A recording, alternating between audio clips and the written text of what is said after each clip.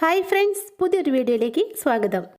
വീട്ടമ്മമാർക്കെല്ലാം വളരെയധികം യൂസ്ഫുൾ ആവുന്ന കുറച്ച് നല്ല ടിപ്സ് ആൻഡ് ട്രിക്സ് ഒക്കെ കളക്ട് ചെയ്തിട്ടാണ് ഇന്ന് ഞാൻ വന്നിട്ടുള്ളത്. അപ്പോൾ സമയവട്ടങ്ങളെ നമുക്ക് വീഡിയോയിലേക്ക് പോകാം. നെയിൽ പോളിഷ് ഒക്കെ യൂസ് ചെയ്യുന്നവരാണ് നിങ്ങൾ എങ്കിൽ നിങ്ങൾക്ക് ഉപകാരപ്പെടുന്ന നല്ലൊരു ടിപ്പാണ് കേട്ടോ ഇത്. കുറച്ച് നാളൊക്കെ യൂസ് ചെയ്തതിന് ശേഷം നമ്മുടെ നെയിൽ പോളിഷ് ചെറുതായിട്ടൊന്ന് കട്ട പിടിച്ച് തുടങ്ങുന്നില്ലേ, ആ സമയത്താണ് നമ്മൾ ഈ ടിപ്പ് ചെയ്യേണ്ടത്. ഇങ്ങനെ ചെറുതായിട്ട് കട്ട പിടിച്ച് തുടങ്ങുന്ന നെയിൽ പോളിഷ് നമ്മൾ യൂസ് ചെയ്യാറില്ല. അഥവാ അത് ഉപയോഗിച്ചാലും അതത്ര ഭംഗി ഉണ്ടാവുകയില്ല. അപ്പം നമുക്ക് അതിൻ്റെ ആ കട്ട ഒന്ന് മാറ്റിയെടുക്കാനുള്ള നല്ല 2 ടിപ്സാണ് കേട്ടോ പറയുന്നത്. അപ്പോൾ കട്ട പിടിച്ച് തുടങ്ങുന്ന നെയിൽ പോളിഷിൻ്റെ ആ കട്ട ഒന്ന് മാറ്റാനായിട്ടുള്ള നമ്മുടെ ഫസ്റ്റ് ടിപ്പ് എന്താണെന്ന് വെച്ചാൽ, നമ്മൾ ഉപയോഗിക്കുന്ന ഏതെങ്കിലും ഒരു ബോഡി സ്പ്രേ കുറച്ച് നമ്മുടെ ഈ നെയിൽ പോളിഷിനുള്ളിലേക്ക് ഒന്ന് സ്പ്രേ ചെയ്ത് കൊടുക്കാം. അധികമൊന്നും വേണ്ട കേട്ടോ, കുറച്ച് മാത്രം സ്പ്രേ ചെയ്താൽ മതി. എന്നിട്ട് നമുക്ക് ആ കുപ്പി ഒന്ന് അടിച്ച് നന്നായിട്ടും ഷേക്ക് ചെയ്തെടുക്കാം. നന്നായിട്ടൊന്ന് ഷേക്ക് ചെയ്തെടുത്താൽ കട്ടയൊക്കെ മാറി നമ്മുടെ നെയിൽ പോളിഷ് നല്ല സ്മൂത്തായിട്ട് തന്നെ കിട്ടും. നമുക്ക് ഇഷ്ടപ്പെട്ട കളറിലുള്ള ഏതെങ്കിലും ഒരു നെയിൽ പോളിഷ് പെട്ടെന്ന് അങ്ങോട്ട് കട്ട പിടിച്ചു കഴിഞ്ഞാൽ അത് നല്ല സ്മൂത്താക്കി എടുക്കുന്നതിന് വേണ്ടിയുള്ള ഒരു അടിപൊളി ടിപ്പാണ് കേട്ടോ ഇനി പറയുന്നത്. നെയിൽ പോളിഷ് ഒക്കെ യൂസ് ചെയ്യുന്ന എല്ലാവരുടെയും കയ്യിലുള്ളതാണ് നെയിൽ പോളിഷ് റിമൂവർ. 4-5 തുള്ളി റിമൂവർ നമ്മുടെ കട്ട പിടിച്ച നെയിൽ പോളിഷിലേക്ക് ഇട്ടതിന് ശേഷം നന്നായിട്ടൊന്ന് ഷേക്ക് ചെയ്തെടുത്താൽ മതി. നമ്മുടെ നെയിൽ പോളിഷ് വാങ്ങിച്ചതുപോലെ തന്നെ നല്ല പുതുപുത്തനായിട്ട് തന്നെ കിട്ടും. നമ്മുടെ നെക്സ്റ്റ് ടിപ്പ് എന്താണെന്ന് നോക്കാം. ബാഗിൻ്റെയോ പേഴ്സിൻ്റെയോ ഒക്കെ സിപ്പ് പെട്ടെന്ന് തന്നെ അങ്ങോട്ട് സ്റ്റക്കായി പോവാറില്ലേ? നമുക്ക് അടയ്ക്കാനോ തുറക്കാനോ ഒത്തിരി ബുദ്ധിമുട്ടായിരിക്കും അങ്ങനെയൊക്കെ വന്നു കഴിഞ്ഞാൽ. സ്കൂൾ ബാഗിൻ്റെയൊക്കെ സിപ്പ് ഇങ്ങനെ സ്റ്റക്കായി കഴിഞ്ഞാൽ കുഞ്ഞുങ്ങൾക്ക് പിന്നെ അത് ഉപയോഗിക്കാൻ ഒട്ടും ഇഷ്ടം ഉണ്ടാവില്ല. അവരത് വേണ്ടാന്നേ പറയുള്ളൂ. സിപ്പിൻ്റെ ഈ പ്രോബ്ലം പെട്ടെന്ന് മാറ്റിയെടുക്കാനായിട്ട് നമുക്ക് ചെയ്യാൻ പറ്റുന്ന 2 ടിപ്സാണ് കേട്ടോ പറയുന്നത്. ഒരു മെഴുകുതിരി കൊണ്ട് സിപ്പിൽ ഇങ്ങനെ അങ്ങോട്ടും ഇങ്ങോട്ടും ഒന്ന് ഉരಸಿ കൊടുത്താൽ മതി. എത്ര സ്റ്റക്കായ സിപ്പും നമുക്ക് വളരെ ഈസി ആയിട്ട് തുറക്കാനും അടയ്ക്കാനും സാധിക്കും. മെഴുകുതിരിക്ക് പകരമായിട്ട് വാസലിൻ നമുക്കിതിനായിട്ട് യൂസ് ചെയ്യാം കേട്ടോ. ഒരു നുള്ളു വാസലിൻ എടുത്ത് സിപ്പിൽ പുരട്ടി കൊടുത്താൽ മതി. ഇങ്ങനെ ചെയ്യുമ്പോൾ സിപ്പിൻ്റെ ആ സ്റ്റക്കും കെട്ടും ഒക്കെ മാറി നല്ല സ്മൂത്തായിട്ട് നമുക്കത് അടയ്ക്കാനും തുറക്കാനും സാധിക്കും. മീനൊക്കെ കഴുകിയതിന് ശേഷം അല്ലെങ്കിൽ മസാലയൊക്കെ പുരട്ടിയതിന് ശേഷം നമ്മുടെ കൈകൾക്ക് വല്ലാത്തൊരു സ്മെല്ല് ഉണ്ടാവാറില്ലേ? പ്രത്യേകിച്ച് മത്തിയാണെങ്കിൽ പറയേ വേണ്ട, വല്ലാത്തൊരു ഉളുമ്പ് നാറ്റായിരിക്കും അതിൻ്റെയൊക്കെ. അപ്പോൾ കൈകളിലെ ഈ സ്മെല്ല് മാറാനായിട്ട് ഒത്തിരി ടിപ്സ് ഉണ്ട് കേട്ടോ. അതിലൊരു ടിപ്പാണ് ഞാനിവിടെ പറയുന്നത്. കൈകളിലെ മീനുളുമ്പ് മാറാനായിട്ട് ഒരല്പം കോഫി പൗഡർ കയ്യിലേക്ക് ഇട്ടതിന് ശേഷം കുറച്ച് വെള്ളം ഒഴിച്ച് നമുക്കിതൊന്ന് കലക്കിയെടുക്കാം. നല്ല കുഴമ്പ് പരുവത്തിന് കലക്കിയെടുത്തിട്ട് കൈകളിൽ എല്ലായിടത്തും വിരലുകൾക്കിടയിലൊക്കെ നന്നായിട്ടും തേച്ച് പിടിപ്പിക്കാം. അതിനുശേഷം വെള്ളം ഒഴിച്ച് നമുക്കിത് കഴുകിക്കളയാം. കാപ്പിപ്പൊടി വെച്ച് ഇങ്ങനെ കഴുകിയാൽ മത്തിയുടെ ഉളുമ്പുനാറ്റം വരെ നമ്മുടെ കൈകളിൽ നിന്നും പെട്ടെന്ന് തന്നെ മാറിക്കിട്ടും. വീട്ടമ്മമാർക്ക് ഒത്തിരി ഉപകാരപ്പെടുന്ന നല്ലൊരു ടിപ്പല്ലേ ഇത്? തീർച്ചയായും ട്രൈ ചെയ്ത് നോക്കണേ. ഇനി നമ്മുടെ അടുത്ത ടിപ്പിലേക്ക് പോകാം. അടുത്ത ടിപ്പ് ചെയ്യാനായിട്ട് ഞാനിവിടെ ഒരു ചെറുനാരങ്ങയാണ് കേട്ടോ എടുത്തിട്ടുള്ളത്. ചെറുനാരങ്ങ വെച്ച് നമ്മുടെ വീട്ടിൽ ശല്യക്കാരായ എലികളെയും പല്ലികളെയും പാറ്റകളെയും തുരുത്തുന്നത് എങ്ങനെയാണെന്ന് നോക്കാം. ഈ നാരങ്ങയൊക്കെ എലികൾക്ക് ഒത്തിരി ഇഷ്ടമുള്ള ഐറ്റമാണ്. ഇതൊക്കെ എവിടെ വെച്ചാലും എലികൾ വന്ന് എടുത്തുകൊണ്ട് പോകും. നമ്മുടെ ടിപ്പ് ചെയ്യാനായിട്ട് നാരങ്ങ വേണ്ട കേട്ടോ, നാരങ്ങയുടെ തോല് മാത്രമേ ആവശ്യമുള്ളൂ.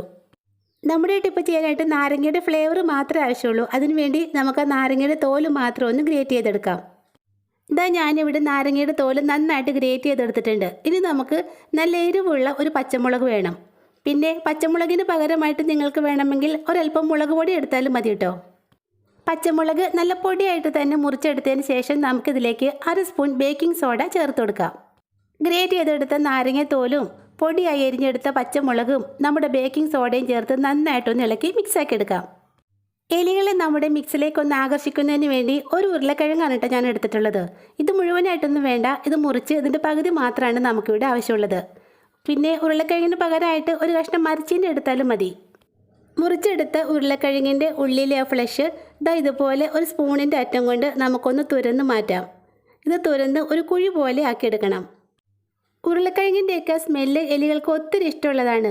ഇതൊക്കെ എങ്ങനെ വെച്ചാലും എലികൾ വന്ന് എടുത്തുകൊണ്ട് പൊക്കോളും.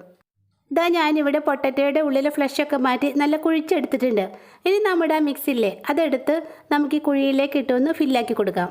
മിക്സ് വെച്ച് കുഴി നിറച്ചതിന് ശേഷം നമ്മൾ ആ മാറ്റി വെച്ചേക്കുന്ന പൊട്ടറ്റോയുടെ പീസില്ലേ അത് വെച്ച് ഇതിന് ടോപ്പിലൊന്ന് അമർത്തി കൊടുക്കാം. പിന്നെ എലികളെ കൊല്ലാനുള്ളതല്ല കേട്ടോ നമ്മുടെ ടിപ്പ്. ചിലർക്ക് എലികളെ കൊല്ലുന്നതൊന്നും ഒട്ടും ഇഷ്ടമല്ല. അങ്ങനെയുള്ളവർക്ക് വേണ്ടിയുള്ളതാണ് ഈ ടിപ്പ്. ഉരുളക്കിഴങ്ങിൻ്റെയും നാരങ്ങയുടെയൊക്കെ സ്മെല്ല് പിടിച്ച് വരുന്ന എലികൾ ഉറപ്പായിട്ടും ഇത് തിന്നും. ഇത് തിന്നു കഴിഞ്ഞാൽ ഇതിൽ അടങ്ങിയിരിക്കുന്ന പച്ചമുളകിൻ്റെ ആ എരിച്ചിലും അതുപോലെ തന്നെ ബേക്കിംഗ് സോഡ ചേർന്ന മിക്സും ചേർന്ന് എലികൾക്ക് വെള്ളം കുടിക്കാൻ ദാഹിച്ച് അവ എങ്ങോട്ടെങ്കിലുമൊക്കെ വെള്ളത്തിനായിട്ട് പരക്കം പാഞ്ഞ് ഓടിക്കോളും. ഒരു തവണ ഇങ്ങനെ ചെയ്തു വെച്ചാൽ പിന്നെ കുറേ നാളത്തേക്ക് എലിയുടെ ശല്യം നമ്മുടെ പറമ്പിൽ ഒന്നും ഉണ്ടാവില്ല കേട്ടോ. ഞാൻ ചെയ്തു നോക്കി നല്ല റിസൾട്ട് കിട്ടിയ ഒരു ടിപ്പാണിത്. നിങ്ങൾ തീർച്ചയായിട്ടും ചെയ്തു നോക്കണേ. വീടിനകത്ത് ശല്യക്കാരായ കൊതുക്, ഈച്ച, പല്ലി, പാറ്റ എന്നിവയെ തുരത്തി ഓടിക്കാനുള്ളതാണ് നമ്മുടെ അടുത്ത ടിപ്പ്. ഈ ടിപ്പ് ചെയ്യാനായിട്ടും ചെറുനാരങ്ങയാണ് കേട്ടോ ഞാനിവിടെ എടുത്തിട്ടുള്ളത്. നല്ല ചെറുനാരങ്ങ എടുക്കണമെന്നൊന്നുമില്ല കേട്ടോ, കുറച്ച് കേടായത് എടുത്താലും മതി. ഇനി ഇതൊന്ന് മുറിച്ചെടുക്കാം. നമ്മുടെ ഈ ടിപ്പ് ചെയ്യാനായിട്ട് ഇതിൻ്റെ ഒരു പീസ് മാത്രം മതി. 5-6 ഗ്രാമ്പൂ കൂടി നമുക്കിതിലേക്ക് ആവശ്യമുണ്ട്. ഗ്രാമ്പൂവിൻ്റെ ഗുണങ്ങളൊക്കെ നിങ്ങൾക്ക് അറിയാവുന്നതല്ലേ. എലി, പല്ലി, പാറ്റ, കൊതുക്, ഈച്ച എന്നിവ തുരത്തി ഓടിക്കാൻ വളരെ എഫക്റ്റീവായ ഒന്നാണ് നമ്മുടെ ഈ ഗ്രാമ്പൂ. നമ്മളെടുത്ത ലെമൺ പീസിന് മുകളിലേക്ക് ഓരോ ഗ്രാമ്പൂ എടുത്ത് ഇതുപോലെ ഒന്ന് കുത്തിക്കൊടുക്കാം. നാരങ്ങയ്ക്കുള്ളിലേക്ക് ഗ്രാമ്പൂ കുത്തിവെച്ചപ്പോൾ നല്ലൊരു സ്മെല്ലാണ് കേട്ടോ ഇവിടെ നിറയെ. എലി, പല്ലി, പാറ്റ, കൊതുക്, ഈച്ച എന്നിവയെ തുരത്തി ഓടിക്കാൻ മാത്രമല്ല നമുക്കൊരു ഫ്രഷ് ഫീലിംഗ് കിട്ടുന്നതിനും പറ്റിയ നല്ലൊരു സ്മെല്ലാണിത്. ഇനി നമുക്ക് കുറച്ച് ഈർക്കിലി വേണം. സെയിം ലെങ്ത്തിലുള്ള 4 ഈർക്കിലിയാണ് ഞാനിവിടെ മുറിച്ചെടുത്തിട്ടുള്ളത്. നിങ്ങളുടെ കയ്യിൽ ഈർക്കിലി ഇല്ലെങ്കിൽ ടൂത്ത് പിക്ക് എടുത്താലും മതിയാകും. നമ്മൾ ആ ഗ്രാമ്പ് കുത്തിവെച്ച നാരങ്ങ എടുത്ത് അതിൻ്റെ ഉള്ളിലേക്ക് 4 ഈർക്കിലിയും ഇതുപോലെ ഒന്ന് കുത്തിക്കൊടുക്കാം. ഇനി നമുക്ക് വേണ്ടത് ഒരു കുഞ്ഞു പാത്രമാണ് കേട്ടോ. പാത്രത്തിൻ്റെ മുകളിലേക്ക് ഒരു ചെറിയ പീസ് മെഴുകുതിരി ഇതുപോലെ ഒന്ന് ഒട്ടിച്ചു വയ്ക്കാം. മെഴുകുതിരി ഒന്ന് കത്തിച്ചതിന് ശേഷം നമ്മൾ ആ ഈർക്കിലി കുത്തി വെച്ചേക്കുന്ന നാരങ്ങ ഉണ്ടല്ലോ, അതെടുത്ത് ഇതിന് മുകളിലേക്ക് വയ്ക്കാം. നാരങ്ങയുടെ സെൻറ്ററിൽ തന്നെ, അതായത് നമ്മൾ ആ ഗ്രാമ്പ് കുത്തി കൊടുത്ത ഭാഗമില്ലേ, അവിടെ മെഴുകുതിരിയുടെ ഫ്ലെയിം തട്ടുന്ന രീതിയിൽ വേണം ഇത് സെറ്റ് ചെയ്ത് വെക്കാൻ. ഇനി ഇത് ഏകദേശം 5 മിനിറ്റോളം ഇങ്ങനെ തന്നെ ഇരുന്ന് കത്തണം. നമ്മുടെ ഈ ഗ്രാമ്പൂ നന്നായിട്ടൊന്ന് കത്തി ഇതിൻ്റെ ആ സ്മെല്ല് വരുന്നതിന് വേണ്ടിയാണ് ഇങ്ങനെ ചെയ്യുന്നത്. ഗ്രാമ്പൂവും നാരങ്ങ നീരും ചേർന്ന് കത്തുമ്പോൾ വല്ലാത്തൊരു സ്മെല്ലാണ് ഇവിടെ നിറയെ. ഈ സ്മെല്ലാണ് കൊതുകിനെയും ഈച്ചയും ഒക്കെ തുരത്തി ഓടിക്കാൻ സഹായിക്കുന്നത്.